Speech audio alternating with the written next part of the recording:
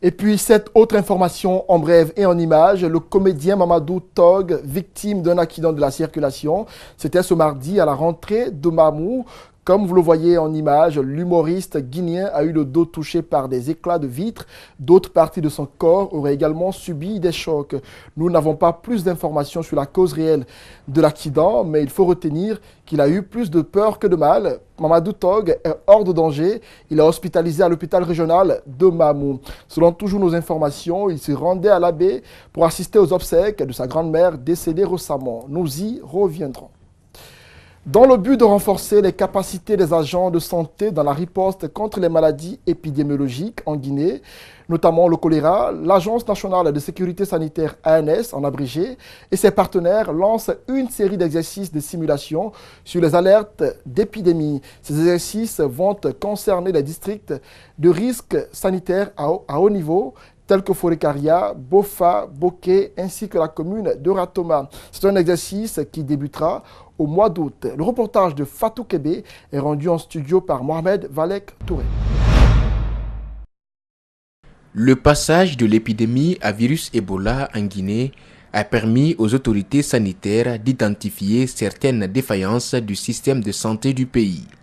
Elles augmentent donc les capacités d'alerte pour d'éventuelles épidémies, notamment le cas précis du choléra. C'est dans cette perspective que l'Agence nationale de sécurité sanitaire organise des exercices de simulation dans des zones vulnérables. Parmi toutes nos épidémies en Guinée, le choléra vient en deuxième position en termes de fréquence. Et sur les 16 épidémies que nous avons, les préfectures ciblées ont été à la base au moins de plus de 60% de ces épidémies passées. D'où la nécessité de commencer à faire des simulations. L'ambassadeur du Japon en Guinée est conscient du danger des épidémies à travers le monde. C'est pourquoi il salue cette initiative de l'Agence nationale de la sécurité sanitaire sur la préparation contre les urgences de santé publique. À travers lui, son pays accepte de financer ce projet. S'agissant de la surveillance épidémiologique, le gouvernement du Japon a accepté la requête de la Guinée via le PNUD de financer des projets d'appui opérationnel à l'ANSS pour un montant de 741 000 dollars américains, soit 6 milliards 600 millions de francs guinéens. Les partenaires, quant à eux, réitèrent leur engagement à accompagner le pays dans le renforcement des moyens d'alerte de l'épidémie du choléra. En étant donc pleinement conscient des besoins essentiels de personnes, que le système des Nations Unies s'est engagé à appuyer les États membres dans leurs efforts nationaux indispensables à la mise en place des stratégies appropriées. À l'issue de ces travaux de simulation, la Guinée sera dotée d'un système de santé plus apte à répondre aux futurs risques épidémiologiques. Maîtriser les contours de la loi 019 sur le fonctionnement des associations et les organisations non gouvernementales, c'est l'objectif de la rencontre entre le ministre de l'administration du territoire et les responsables des ONG. Par ailleurs, le ministre s'est accentué sur le caractère apolitique et le but non lucratif que revêtent ces associations dans notre pays. Alsen Ibari, Mohamed Alsen Kamara signe ce compte-rendu. Elles sont des dizaines d'associations et d'organisations non gouvernementales à participer à cette rencontre. Au centre des préoccupations, la loi 019 qui régit leur fonctionnement, les agréments, le caractère apolitique et à but non lucratif des ONG, tout est passé au peigne fin. Tout détenteur d'un agrément a comme premier article de son agrément, nous sommes apolitiques.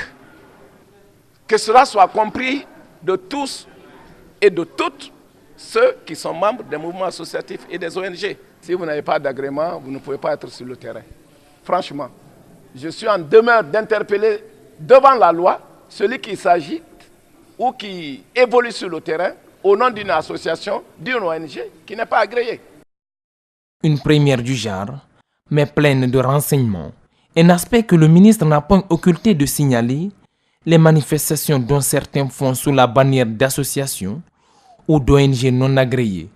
Cependant, ces activistes n'ont pas manqué de rappeler leur rôle dans l'émergence de la société.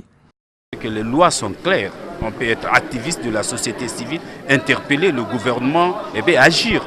Donc nous, en tant que société civile, nous, en tant qu'ONG, on est là, on va appuyer les efforts du gouvernement dans le cadre du développement. Mais quand le gouvernement aussi est en dérive entre griffes, eh bien, on va aussi rappeler le gouvernement à l'ordre. C'est ça aussi l'activisme dans la société civile. Le ministre invite ses activistes à se réunir en plateforme afin de pouvoir bénéficier de l'appui dans la réalisation de leurs projets de développement. Un mot de religion dans ce journal. Les pèlerins guinéens dans l'angoisse avant leur départ pour la Mecque. Ils sont confrontés à d'énormes difficultés. Cela à cause d'un certain nombre de dysfonctionnements constatés dans l'organisation du Hajj de cette année. Djibril Ba et Tierno Sadouba se sont rendus à la mosquée Faisal pour mieux comprendre ce qui ne va pas. Suivez. Le système administratif de la Ligue islamique guinéenne est loin de se débarrasser de ses oripeaux. Chaque année, c'est pareil. Dans ce centre islamique où quelques pèlerins sont dans l'attente avec un air désappointé, ne savent à quel convoi ils appartiennent, dans quel vol ils iront. À cela s'ajoutent quelques irrégularités que les pèlerins eux-mêmes peuvent décrire. Jusqu'ici, on n'arrive pas à comprendre. On ne fait que souffrir. De grâce que l'État voie ça là en face pour que vraiment nous puissions partir. Sans quoi, chaque année, c'est comme ça en Guinée. Le pèlerinage étant l'un des 5 piliers de l'islam, les pèlerins guinéens, pour son accomplissement, commencent ici la lourde épreuve avant d'être au lieu saint de l'islam, la Mecque. Cet autre décrit à sa manière ce qu'il vit ces derniers jours dans ce centre d'accueil. Il faut voir la salle là, c'est ici on dort sur les terrains. On dort ici sur le terrain avec de musique. Ah, on est fatigué, il n'y a pas l'eau, bon, voilà le douche. Voilà le douche. Il n'y a rien là-bas, il n'y a pas l'eau, il n'y a rien. Le consul de l'Arabie Saoudite, devant être là pour alléger toutes les procédures, est absent. Ce qui explique une longue espérance des candidats pour être en possession de leur passeport. D'autres, malgré tout, sont heureux. Je sens l'aise, je suis bien, on est bien. On n'a pas encore rencontré de difficultés. Le calvaire pour les pèlerins au compte du secrétariat général des affaires religieuses est aussi ce business des fonctionnaires qui travaillent pour le même service, qui mine tout le processus pour le Hajj. Chacun est allé créer une agence privée à son nom, cela dans l'indifférence totale au plus haut niveau de l'État. Cette dame assiste les organisateurs du pèlerinage depuis de nombreuses années. Elle tente de relativiser.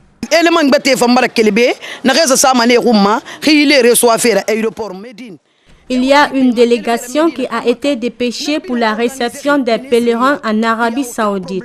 Tout est en ordre et tout est prévu par le ministre. Il n'y a aucun problème. Seulement, nous souhaitons que le consul saoudien fournisse rapidement les visas. Le 13 août, date limite où tous les pèlerins seront convoyés, mais à cette allure, rien ne rassure. Et le rêve de faire le Hajj pour plusieurs pèlerins risque d'être compromis. Culture à présent, il est l'un des lauréats du 32e Festival international de la Nuit d'Afrique tenu récemment à Montréal. C'était du 10 au 22 juillet 2018. Sekouba Bombino, puisque c'est de lui qu'il s'agit, a bercé le public mélomane canadien venu massivement le soutenir. Reportage Fatouata Binta Diallo, rendu par Mohamed Damaro Kamara. Bambino sur scène, nous sommes au 32e Festival international Nuit Afrique à Montréal. Des pas de danse, des chants en chœur à l'honneur de l'icône de la musique mandingue. L'artiste se sent chez lui. Lauréat de ce festival, il ne cache pas sa joie. Je remercie ma Guinée, je remercie la ville de Montréal. Je remercie mes amis de Nuit d'Afrique. Je suis très heureux et cet honneur, je le dédie à toute l'Afrique.